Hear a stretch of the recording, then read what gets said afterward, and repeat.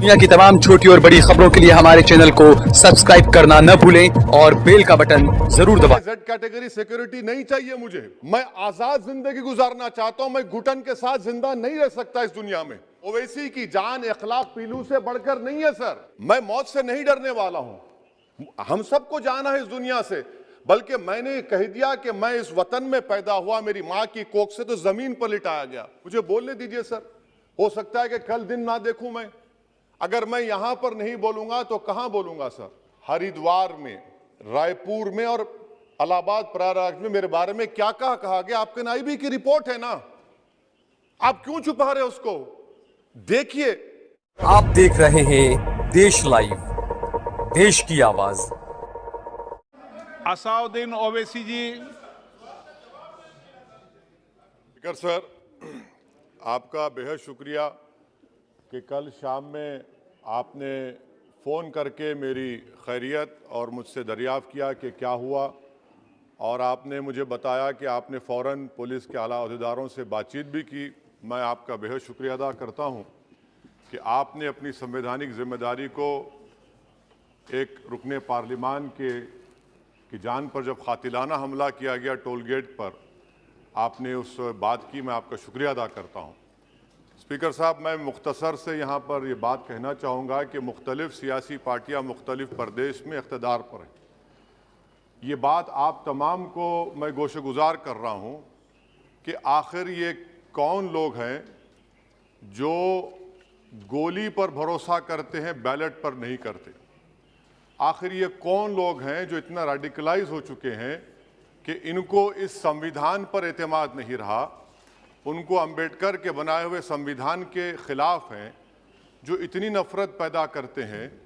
आखिर ये कौन लोग हैं? मैं इसको सियासी गुफ्तगू नहीं करूंगा, ये सबके लिए छोड़ रहा हूं, क्योंकि जहां तक मुझे मालूम कि मैं 2 मरतबा का विधायक हूं, 4 मरतबा का सांसद हूं, और अगर इस तरह से अगर राजनीति आगे बढ़ेगी कि टोल गेट पर गाड़ी रुकती है और 4 राउंड गोलियां चलाई जाती हैं, आखिर इन नौजवानों को ये कैसे रेडिकलाइज हुए? और मैं सरकार से पूछना चाहता हूं कि क्या उन्होंने ये रेडिकलाइजेशन सैयद कुतुब की किताब पढ़कर रेडिकलाइज हुए, अब्दुल्ला अज़ाम की किताब पढ़कर रेडिकलाइज हुए, या अयमन अल ज़ोहरी की किताब पढ़कर रेडिकलाइज हुए? इसीलिए मैंने सरकार से 2015 में कहा था कि इंटरनल सिक्योरिटी डिपार्टमेंट MHA में, उसमें तमाम मज़ाहिब के लोगों का एक काउंटर रेडिकल सेल बनाइए आप। और सर, ये रेडिकलाइज हो चुके हैं तो भारत की इससे राइट विंग कम्युनिज्म और टेररिज्म बढ़ेगा। मैं आपसे अपील कर रहा हूं कि जो गलती NDA 1 में की थी, आप वही करने जा रहे हैं। आपको नुकसान होगा, आपकी सरकार को नुकसान होगा, देश को तो, देश की सालिमियत को खतरा तो पैदा हो रहा है। सर, मैं आपके जरिए से सरकार को यह भी बताना चाहूंगा कि जिन लोगों ने ये रेडिकलाइजेशन किया है, आप इस पर गौर करिए, इन पर UAPA क्यों नहीं लगाते आप? अगर कोई स्पीच देता है, अगर कोई फेसबुक पर किसी क्रिकेट मैच पर किसी टीम की तायीद करता है तो UAPA लगता है। एक सिटिंग MP के ऊपर UAPA नहीं लगेगा सर। मैं सरकार पर छोड़ता हूं। सर, चौथी बात यह है कि रेडिकलाइजेशन की जब बात होती है, हमने यहां पर एक कांग्रेस के बड़े नेता से सुना कि 2 भारत हैं दौलत के एतबार से। नहीं सर, भारत की दौलत मोहब्बत है। भारत की दौलत पैसों की दौलत नहीं है, भारत की दौलत मोहब्बत है। हां, 2 भारत हैं, एक मोहब्बत पर जो पिछले कई बरसों से आबाद है, और एक नफरत पर भारत बन रहा है। तो क्या आप दौलत की भारत की मिसाल देंगे या मोहब्बत की भारत की मिसाल देंगे? अगर मोहब्बत की भारत की मिसाल देंगे तो उसमें आपको मेरी जबान को रोकने के लिए गोली चलाने की जरूरत नहीं है। इस 2 भारत को समझने की जरूरत है। सर, खत्म सर, मुझे खत्म सर सुनिए सर, मैंने करीब से 6 फीट से गोलियां देखी। मुझे बोलने दीजिए सर। हो सकता है कि कल दिन ना देखूं मैं। अगर मैं यहां पर नहीं बोलूंगा तो कहां बोलूंगा सर? आप मुझे प्लीज बोलने दीजिए। सर, मैं आपसे गुजारिश ये करना चाहूंगा कि आप हरिद्वार में, रायपुर में और इलाहाबाद प्रयागराज में मेरे बारे में क्या कहा गया? आपके नाईबी की रिपोर्ट है ना, आप क्यों छुपा रहे हो उसको? देखिए, मैं मौत से नहीं डरने वाला हूं, हम सबको जाना है इस दुनिया से, बल्कि मैंने कह दिया कि मैं इस वतन में पैदा हुआ, मेरी मां की कोख से तो जमीन पर लिटाया गया। जब मेरी आंख बंद हो जाएगी तो इंशाल्लाह औरंगाबाद की जमीन मुझे दफनाया जाएगा। मगर मैं आपसे अपील करना चाह रहा हूं सरकार से सर, कि जो कुछ बातें की गई हैं उसको देखिए। मैं जेड कैटेगरी सिक्योरिटी नहीं चाहिए मुझे, मैं हरगिज नहीं चाहिए मुझे। मैं 94 से पॉलिटिक्स में हूं, मैं आजाद जिंदगी गुजारना चाहता हूं। मैं घुटन के साथ जिंदा नहीं रह सकता इस दुनिया में। मुझे जिंदा रहना है तो अपनी आवाज उठाना है, मुझे जिंदा रहना है तो सरकार किसी के उनके खिलाफ बोलना है, और अगर गोली लगती है तो मुझे कबूल है, मगर मैं घुटन की जिंदगी नहीं गुजार सकता सर।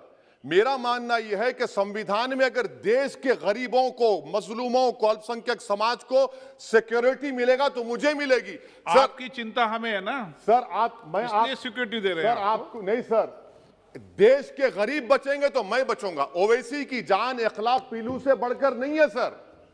ओवैसी की जान उस वक्त बचेगी जब गरीब की जान बचेगी। इसीलिए मैं आपके जरिए सरकार से अपील करना चाहूंगा कि सर, इस नफरत को खत्म करिए, इस नफरत को खत्म करिए और इस पर आप गौर करिए। मैं नहीं लूंगा सिक्योरिटी, मैं जेड कैटेगरी नहीं चाहता हूं सिक्योरिटी। मुझे ए कैटेगरी का शहरी बनाइए आप, मुझे एक कैटेगरी का शहरी बनाइए ताकि मेरी और आपकी जिंदगी बराबर हो।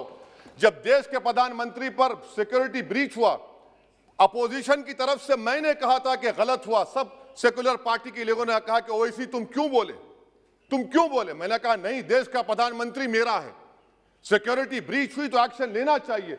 मगर 4 मर्तबा के एमपी पर कोई 6 फीट के फासले से 4-4 गोली चलाता है। मुझे मौत है, हम सबकी मौत है, मगर मैं इन गोली चलाने वालों से डर कर खामोश नहीं बैठने वाला हूं। और मैं दुआ करता हूं कि उत्तर प्रदेश में पुरअमन पोलिंग होगी इंशाअल्लाह। उत्तर प्रदेश की जनता गोली चलाने वालों का जवाब बैलेट से देगी, नफरत का जवाब मोहब्बत से देगी, और कमजोरों को दबाने का जवाब हिस्सेदारी से देगी। मेरी आपसे गुजारिश है सर कि मुझे जेड कैटेगरी नहीं चाहिए, मैं रिजेक्ट करता हूं। आप इंसाफ करिए सर, उस पर यूएपीए लगाइए। और इनके दिमाग कौन है? 2 लोग रेकी करते हैं, उनको मालूम कि मैं मीरठ की ठोर से आ रहा हूं उस टोल गेट पर, और 6 फीट के फासले पर गोली चलाते हैं। तो आप देख लीजिए सर, आप सरकार के हवाले, अगर आप इंसाफ करना चाहे आप इंसाफ कर सकते, मगर रेडिकलाइजेशन आपको नुकसान पहुंचाएगा और इससे राइट विंग टेररिज्म बढ़ेगा। शुक्रिया सर।